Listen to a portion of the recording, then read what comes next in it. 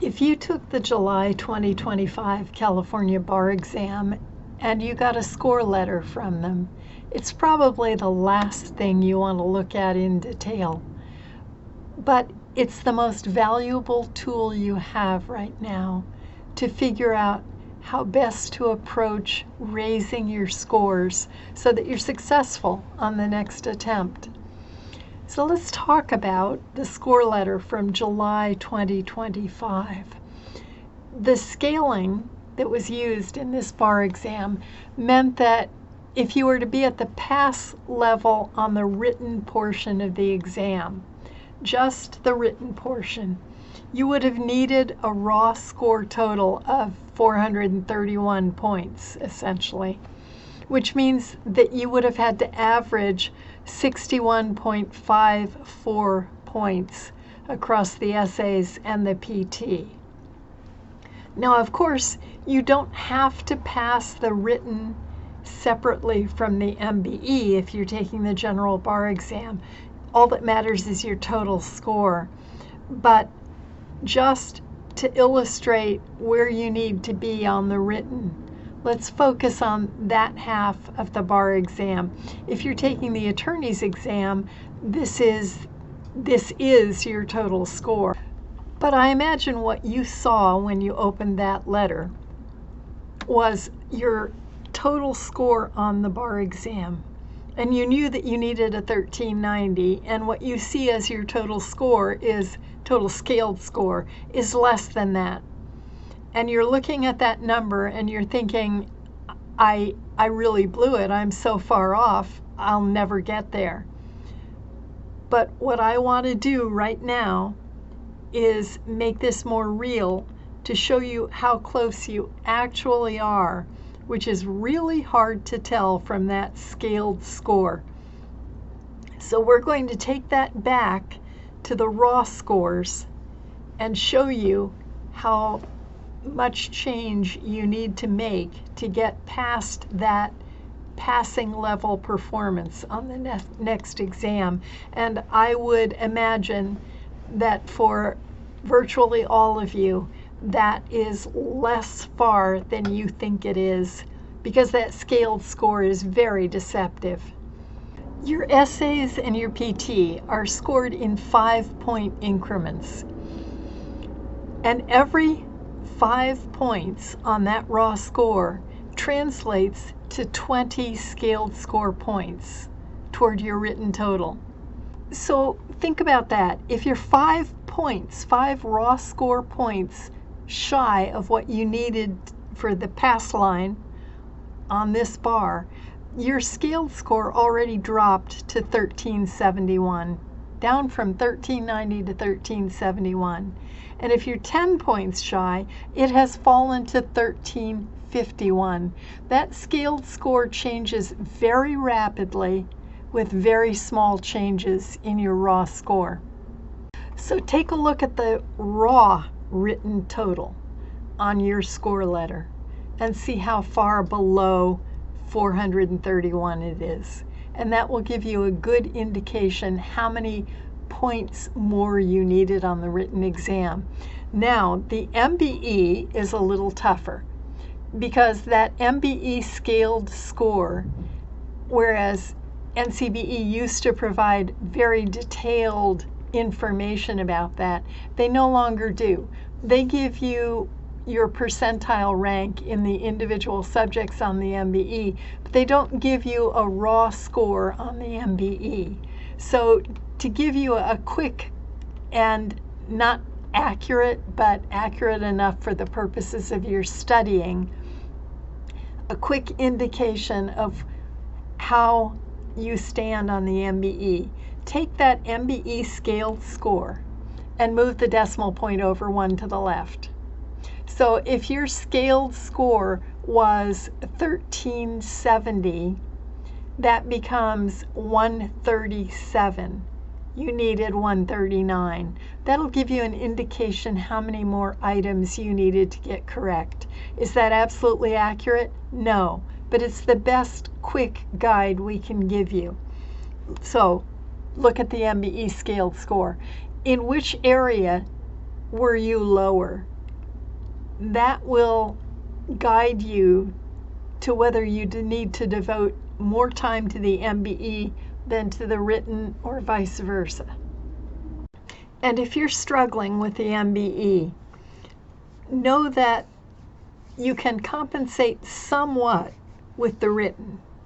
In other words, get a higher written scaled score and balance out a lower MBE score. But you can't make up for a truly low MBE score with the written.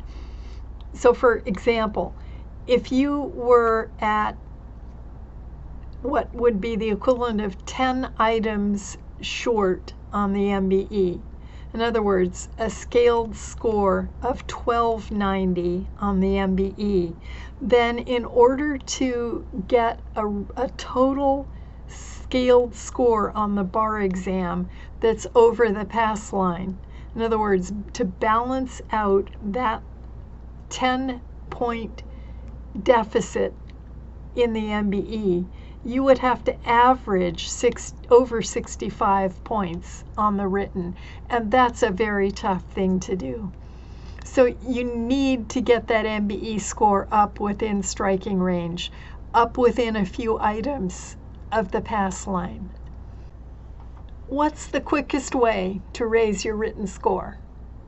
Well, that's the PT, because the PT counts double. So look at your performance test score. If your performance test score was 65, then you got an extra bump on the written from the performance test, because to be at the passing level, all you really needed was 61.54. That 65 gets doubled. So if you got a 65 on the performance test, then what that means is you needed to average only just above a 60 on the rest of the written, on all of the essays.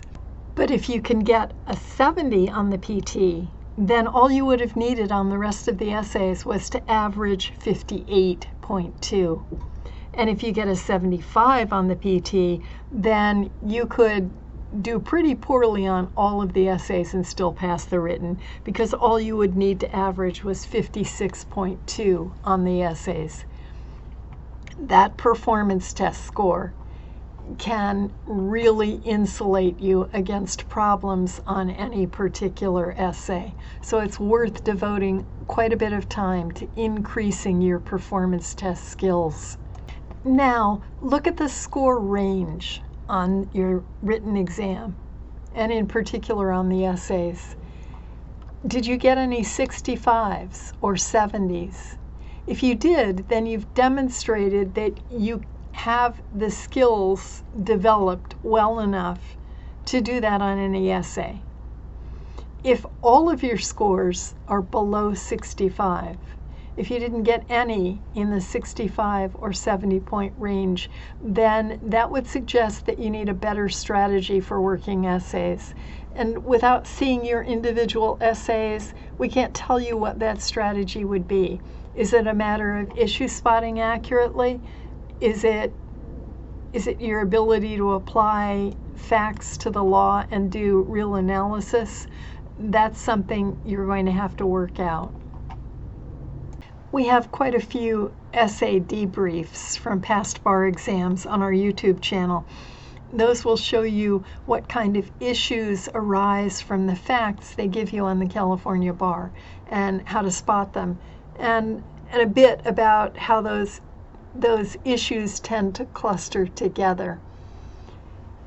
If you subscribe to the channel and hit the notification bell, then you'll be notified as we post debriefs from this most recent bar exam. Those will be coming soon.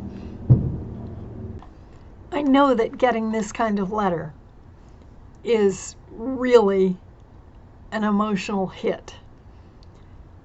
There's embarrassment, there's anger, there's a sense of defeat that goes along with it. So hopefully you've given yourselves a few days to grieve over this, and then you'll be ready to get back into it and get started improving your performance enough to pass this on the next try. Remember, you aren't starting over.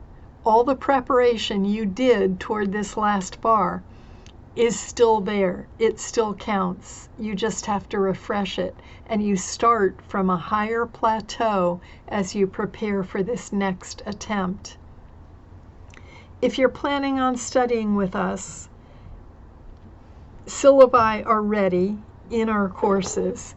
We have a limited number of seats still remaining, at least as of the recording of this video. We take very few people because we give intensive voice annotated feedback on answers submitted to us from our simulated bar exam days. And we aim to get that voice annotated feedback back to the enrollees in our Cal Retakers course, back to people in time to make deliberative adjustments before the next simulated bar exam.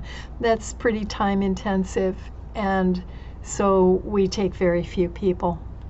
But what I would ask of you is that as you watch the YouTube videos, please tell me in the comments what you need that would help.